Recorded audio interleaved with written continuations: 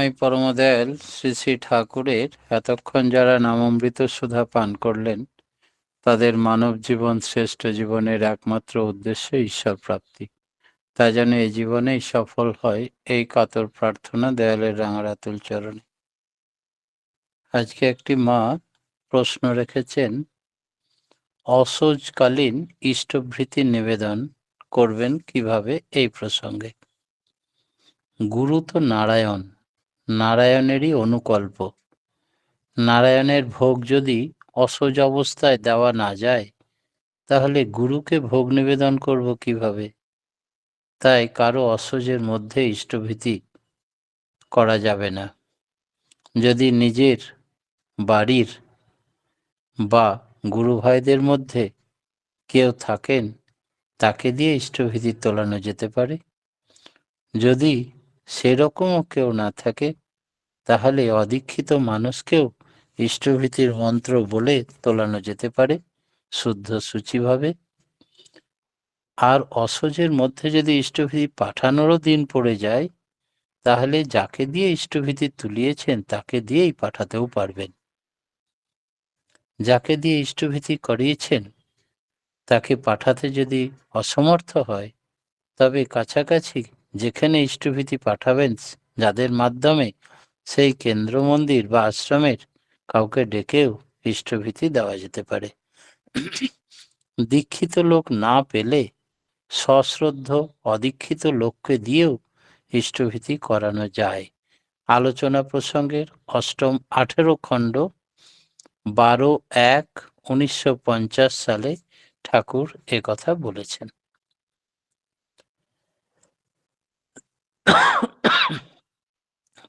প্রফুল্লদা জিজ্ঞেস করছেন ঠাকুরকে যে, একরকম আছে ইষ্টভীতির পয়সা তুলে রেখে দিয়ে অসহজের শেষে সেটা নিবেদন করলো, একসঙ্গে মন্ত্রপাঠ করে নিবেদন করলো, কিন্তু অসহজের মধ্যে ইষ্টভীতি পাঠাবার দিন পড়ে গেল, তখন সে কি করবে?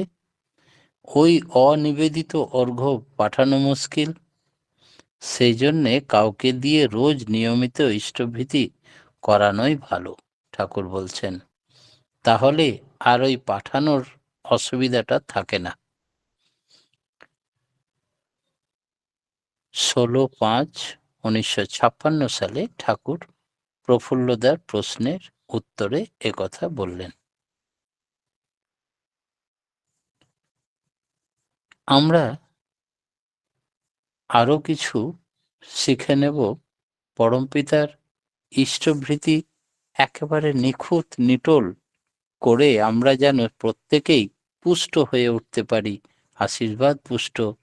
তার জন্যে ইষ্টার্ঘ্য বা ইষ্টভৃতি নিবেদন করার পরেই আমাদিকে বলতে হবে, তুমি যখন তোমার ইষ্টে বা আচার্যে ইষ্টার্ঘ্য নিবেদন করা সম্পন্ন হলো, সেই নিবেদন সমাপ্তির সঙ্গে সঙ্গেই শ্রদ্ধা উৎসারণী অন্তঃকরণে অন্তরের আবেগ নিয়ে বলতে হবে করজোরে, হে দেবতা, হে আমার আচার্য, হে আমার প্রিয় পরম, আমি আমার শ্রদ্ধাকে তোমাকে আহুতি দিচ্ছি।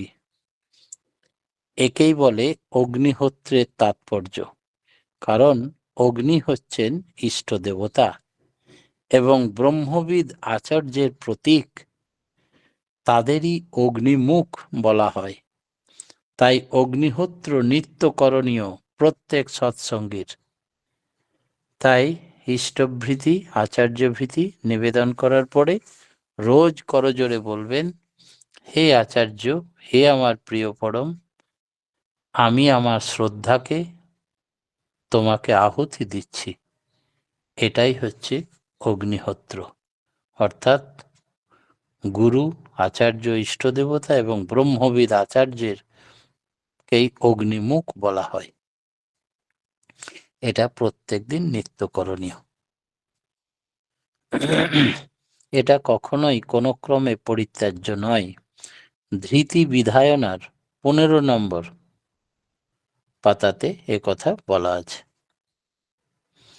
ইষ্টভীতি যাদের নিষ্ঠা শিথিল, ইষ্টভৃতি জীবনযজ্ঞের প্রধান আহুতি বলে যারা গ্রহণ করেননি, ইষ্টভৃতি সম্বন্ধে যাদের আন্তরিক হোক আর বাহিরেই হোক কৈফিয়তের অবতারণা হয়, ভাতৃভোজ্য ভূতভোজ্যকে যারা ইষ্টভীতির পূজার উপকরণ করে নিবেদন করেন না, ইষ্টভৃতি ইষ্টে নিবেদন করে আত্মপ্রসাদের বদলে যাদের আফসোস হয়ে থাকে, তাদের ইষ্টভৃতি সস্তার প্রশস্তিকর হয়ে উঠতে পারে না।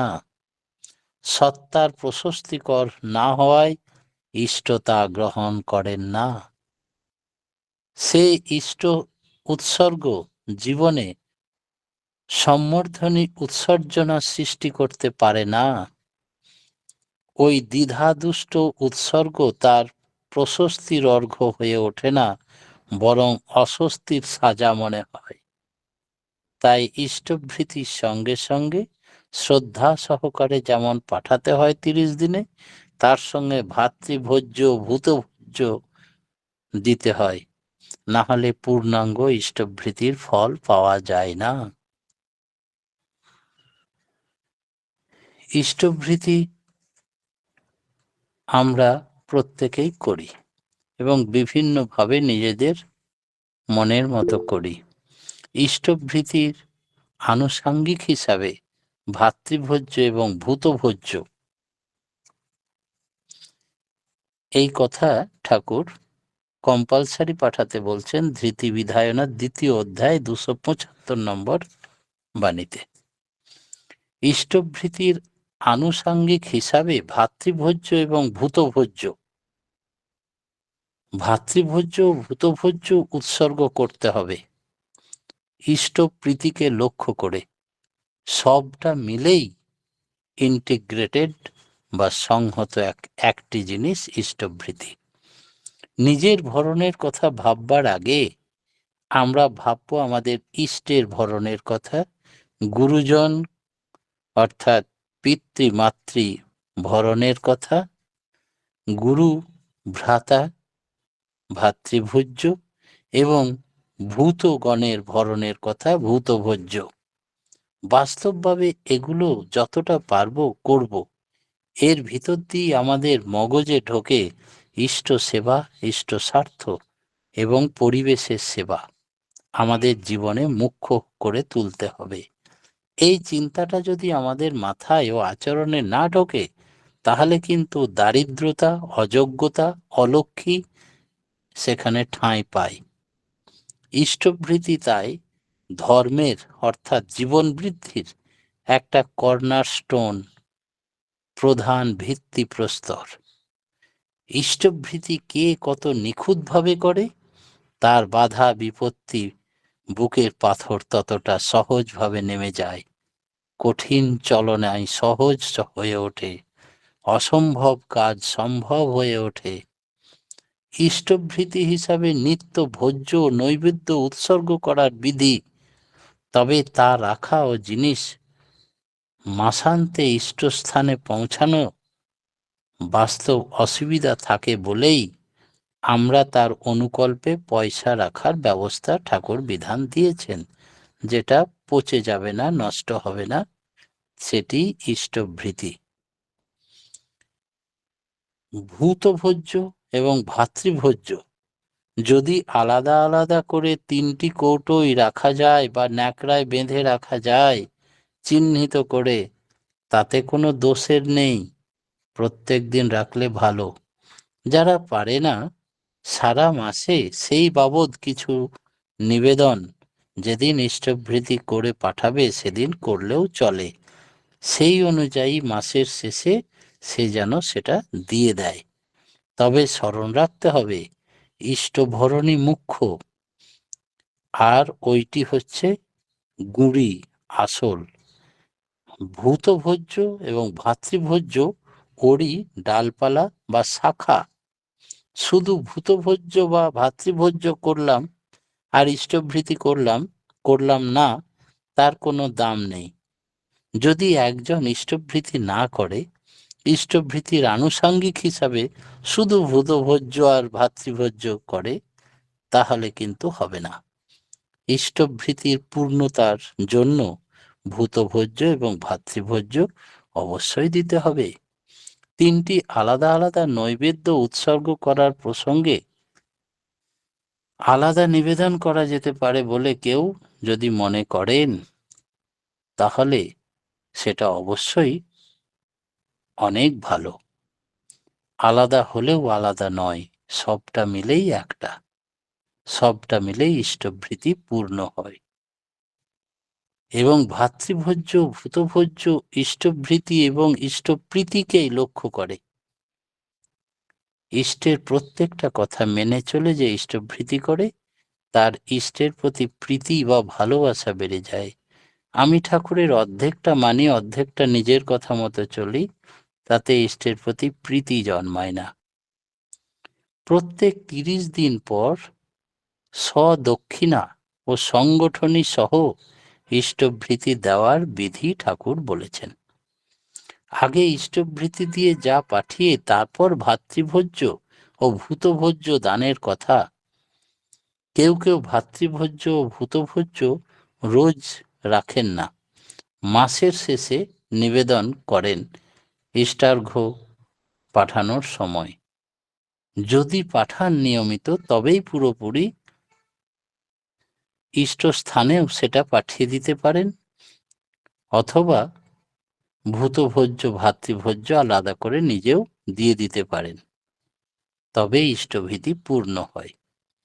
পরিবেশের সেবার ব্যাপারে আমরা যখন সুকেন্দ্রিক ধাঁচটা অক্ষুণ্ণ রাখি, তাকেই বলে ইষ্টপ্রাণ সেবা।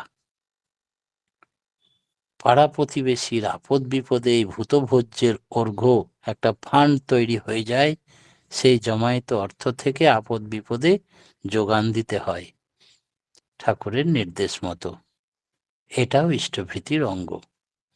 তার মধ্যেই মানুষকে সুকেন্দ্রিক করে তোলে, ইষ্টপ্রাণ করে তোলে। তাতেই মানুষ তরতরে হয়ে যায়, নচেত মানুষের বৃত্তিতে তেল মালিশ করা হয় মাত্র। তুমি নিজেকে উজাড় করে দাও, কারো সত্যিকার কিছু করতে পারবো না আমরা, কিন্তু নিজেকে তো নিজে নিখুঁতভাবে চলতে পারবো। নিজে তো নিজের ইষ্টের আশীর্বাদ থেকে বঞ্চিত হব না। তখন তোমায় দেখে বলবে লোকে, তুমি আছো প্রাণবল্লভ, এমন করে তার হয়ে উঠতে পারবো। এর থেকে আমাকে কেউ বঞ্চিত করতে পারবে না, এই স্বাধীনতা আমার ওই আছেই। তোমাকে সবাই পোষণ করতে শুরু করে দেয়, শোষণ করতে শুরু করে দেয় নিজেদের প্রবৃত্তি পোষণের জন্য। তাতে নিজেরও খারাপ, অপরেরও খারাপ।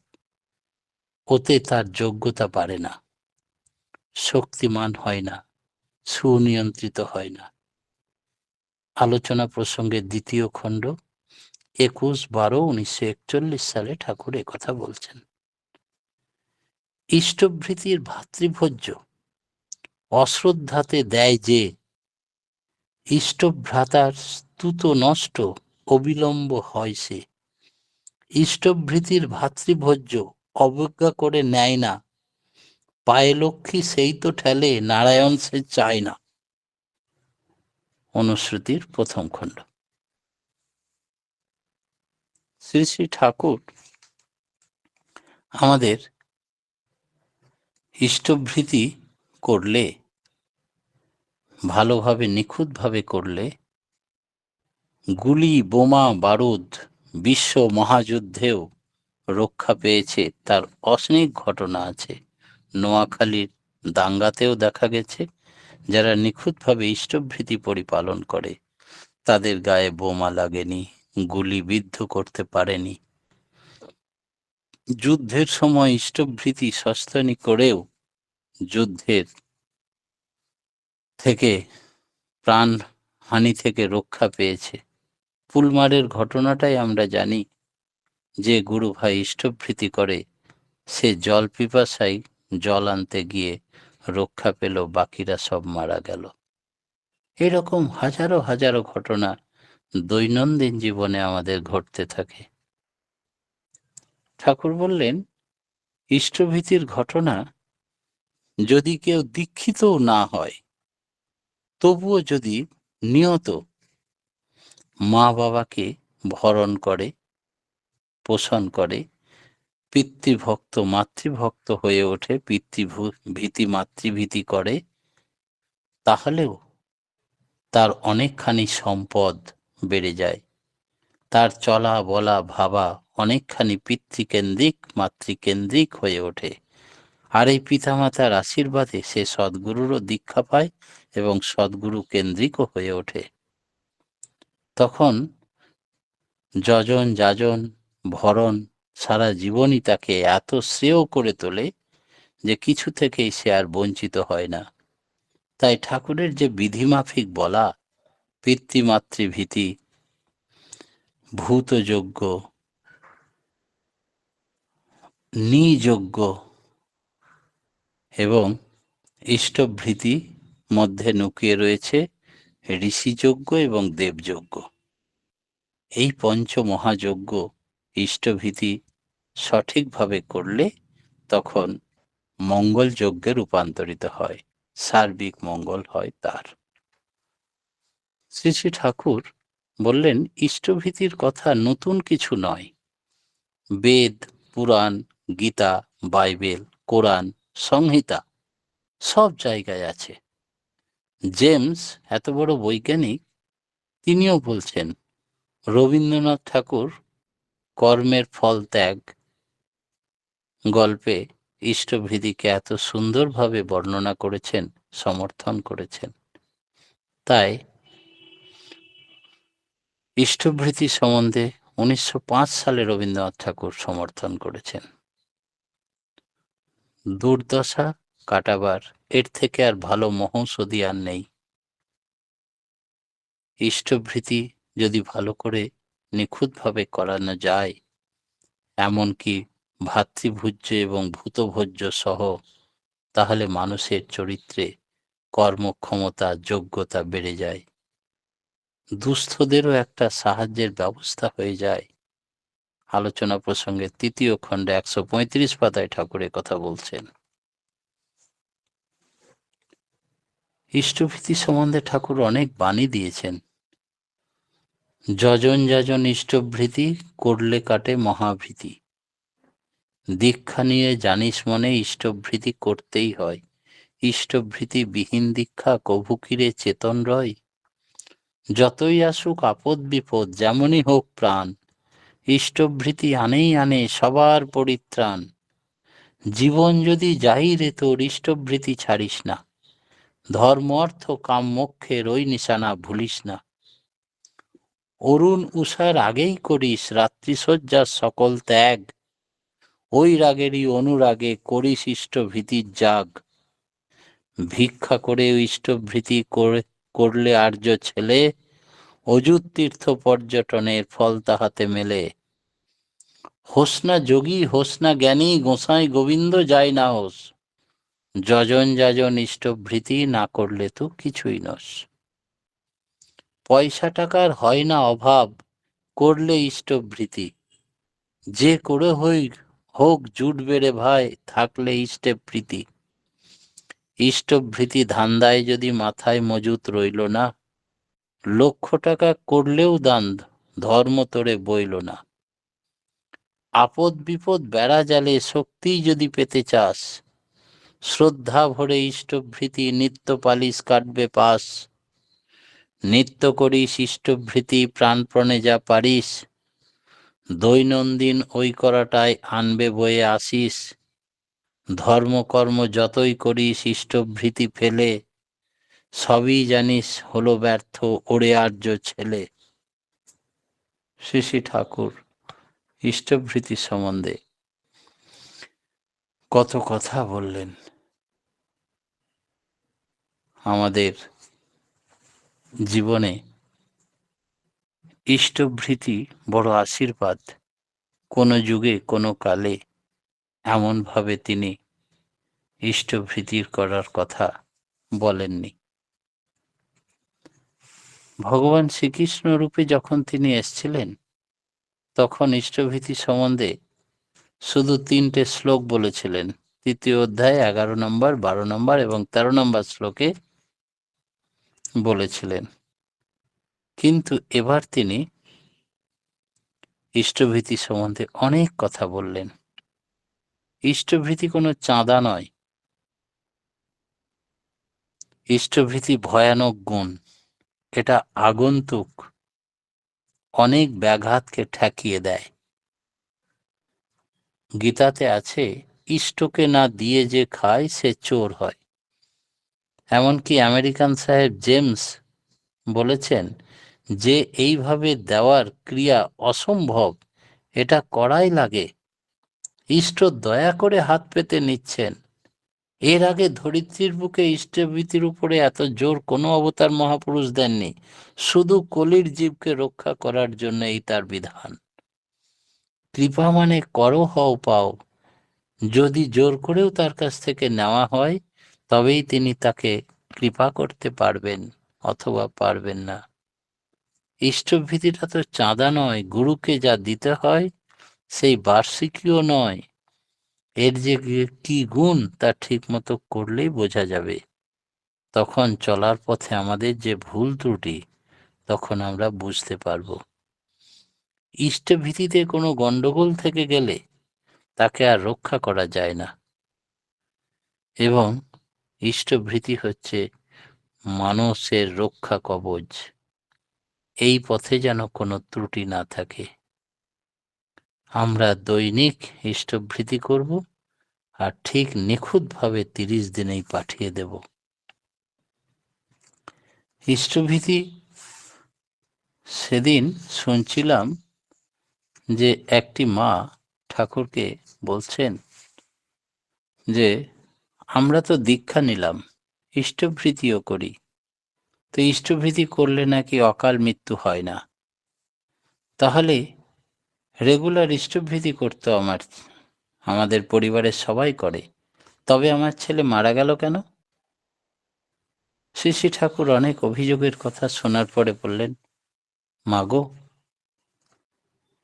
তুমি জানো আর আমি জানি, বলো তো ইষ্টভীতি কদিন করেছে? মাটি কিছুক্ষণ চুপ করে থাকার পরে বলল, দীক্ষা নেওয়ার পরে 2-1 দিন করেছিল, তারপরে আমি তার ইষ্টভীতি করে দিই। ঠাকুর বললেন, 2-1 দিন যদি কেউ নিজে খায় আর বাকি প্রত্যেক দিনের খাবার তুমি তার হয়ে খেয়ে দাও, তাহলে তার পেট ভরে? কৃপা মানে করো হও পাও, না করেই যে পেতে চায়, দুঃখ তার পিছে ধায়, করাই পাওয়ার জননী। তাই তাকেই করতে হবে। প্রত্যেকটা মানুষ যদি এইটুকু বোঝে, তাহলেই তার কখনো অকল্যাণ হয় না। মাটি আর একটিও কথা বলল না। একদিন বর্তমান আচার্যদেবের কাছে একটি দাদা এসেছেন, আর খুব ইষ্টভীতির সম্বন্ধে বিভিন্ন শাস্ত্রের কথা বলছেন। বলছেন, ইষ্টভীতি ভাতৃভোজ্য অশ্রদ্ধাতে যে দেয়, ইতভ্রষ্টস্তত নষ্ট অবিলম্বে সে হয়। ইষ্টভীতি ভাতৃভোজ্য অবজ্ঞাতে করে নেয় না, পায়ের লক্ষ্মী সেই তো ঠেলে নারায়ণ সে চায় না। আচার্যদেব চলে যাওয়ার পরে বললেন, এই গুরু ভাইটি নিজে ইষ্টভীতি করে না। বলে, কি করে বোঝা যাবে?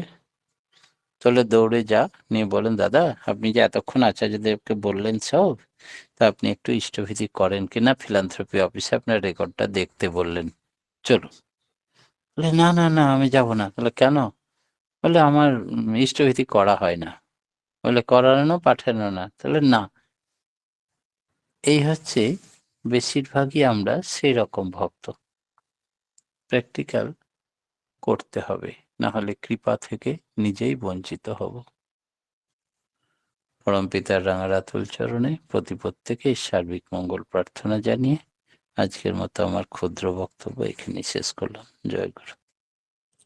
জয় গুরু দাদা। খুব সুন্দর আজকে ইষ্টভীতির সম্বন্ধে আলোচনা শুনলাম, যে অসৌচ অবস্থায় ইষ্টভীতি করা যায় কিনা তার সুন্দর ব্যাখ্যা করলেন। যে অশৌচ অবস্থায় ইষ্টভীতি করা যায় না, নিজে করা যায় না, কোনো গুরু ভাই দিয়ে যদি গুরু ভাইকে দিয়েও আমরা ইষ্টভীতি করতে পারি। কিন্তু নিজে করা যায় না। ইষ্টভীতি নিবেদন করলে শ্রদ্ধাভরে নিবেদন করতে হয় আমাদের। তখন আমাদের প্রিয় পরমকে শ্রদ্ধাভাবে যদি এটাই হচ্ছে আমাদের আহুতি দেওয়া। ভাতৃভোজ্য আর ভূতভোজ্য যদি ইষ্টভীতির সঙ্গে না করা হয়, তাহলে ইষ্টভীতি সঠিক হয় না। আর এই বিধিগুলো মানতেই হয়, নাহলে ইষ্টভীতি সঠিক হবে না। তার সঙ্গে মাতৃভোজ্য পিতৃভোজ্যও করতে হয়। 30 দিনের মাথায় ইষ্টভীতি প্রেরণ করতে হয়। তাতে মানুষ যত নিখুঁতভাবে করে ততই মানুষ সুকেন্দ্রিক হয় এবং তাদের কর্মক্ষমতা, যোগ্যতা সমস্ত বেড়ে যায়। আর আপদ বিপদ সমস্ত কেটে যায়। কৃপা পেতে হলে তো করতেই হবে। আর ইষ্টভীতি হচ্ছে মানুষের রক্ষা কবচ। খুব সুন্দর আজকে আলোচনা আমরা শুনলাম। প্রত্যেকেই সমৃদ্ধ হলাম। পরমপিতা রাঙা রাতুল চরণে আপনার এবং আপনার পরিবার পারিপার্শ্বিক সবার সুদীর্ঘ নিরোগী সচ্ছল জীবন কামনা করি। জয় গুরু দাদা, ভালো থাকুন এবং সুস্থ থাকুন। আর এভাবে আলোচনা করে আমাদের সমৃদ্ধ করুন। জয় গুরু। এখন ভূত ভোজের বিষয়ে আপনি তো বলতে পারলেন, কিরম করা যায়? ভূতভোজ্য, আচ্ছা ওটা নিয়ে আজকে তো টাইম হয়ে গেছে। ওটা নিয়ে আগেও আলোচনা করে